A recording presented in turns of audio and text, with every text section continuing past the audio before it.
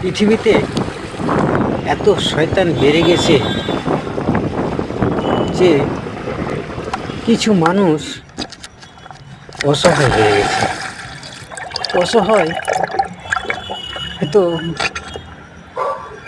গন্ধই, এমন পরিবেশে শয়তান ঘিরেছে, পায়খানা যেতে পারে না কিছু মানুষ গন্ধই,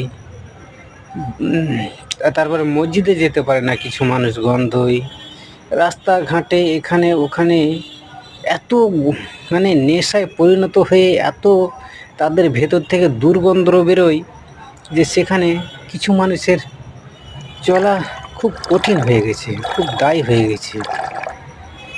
তো তাদের ভেতরে এমন শয়তান ধরেছে, তারা এত কিছুর পরেও তারা বুঝতে পারে না। এমনকি শয়তান তাদের ভেতরে এমন ধরেছে, তারা